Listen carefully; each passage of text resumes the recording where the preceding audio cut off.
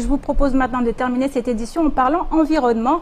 D'après une analyse réalisée en 2014 sur 610 espèces composant la flore indigène de Mayotte, 43% seraient menacées, soit près d'une espèce sur deux.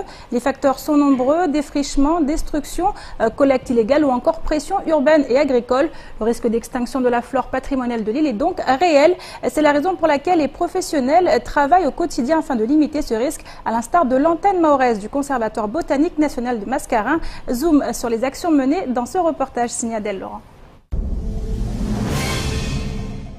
Mayotte abrite une biodiversité exceptionnelle. En effet, sur moins de 400 km², l'île héberge 610 espèces indigènes, dont 36 sont endémiques du territoire.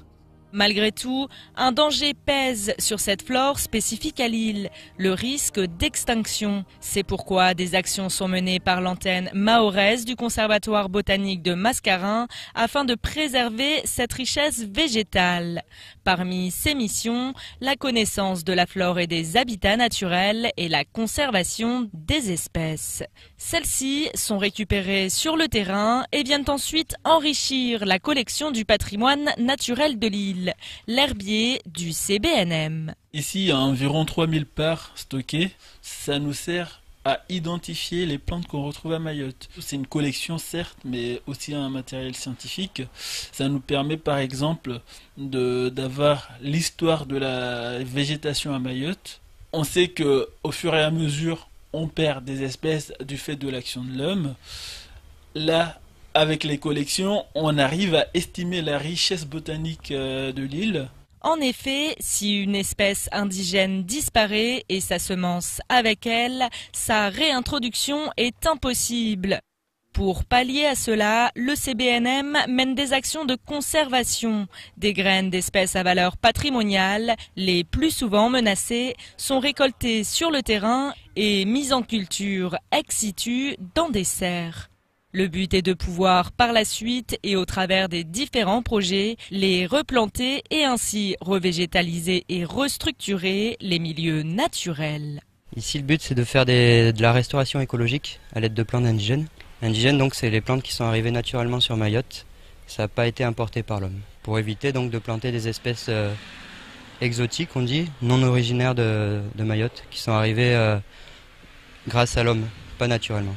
Le problème, c'est qu'il y a certaines de ces plantes qui peuvent envahir les milieux naturels et donc empêcher la végétation naturelle de pousser. Par exemple, ici, on a une espèce en danger critique d'extinction. C'est Phethidia comorensis. On n'a qu'une seule station à ce jour inventoriée sur Mayotte, vers Msamoudou, dans le sud de l'île.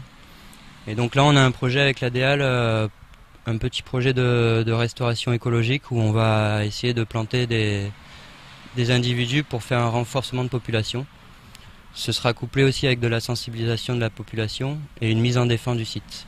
En effet, le Conservatoire botanique a également pour mission de sensibiliser et d'éduquer le grand public à la richesse végétale de l'île, notamment les plus jeunes.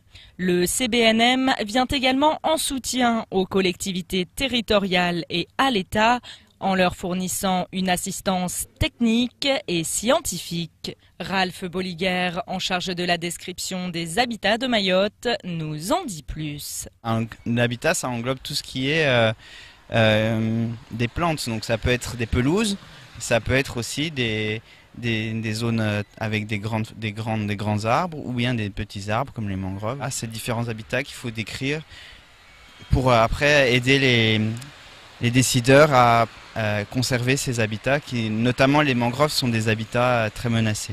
Aider aux décideurs de savoir si c'est des zones sensibles ou pas, et c'est à l'inverse, ça peut aussi aider à prendre la décision de mettre sous protection certaines zones.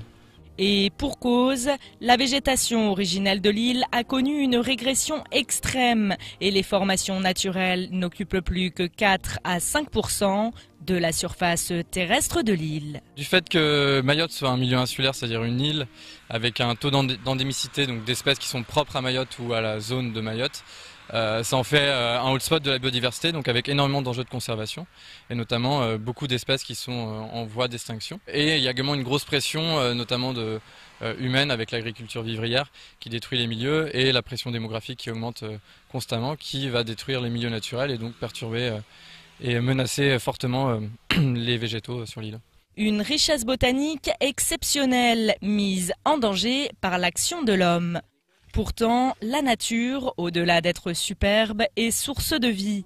Elle nous abreuve, nous nourrit, nous protège et nous devons d'en faire de même.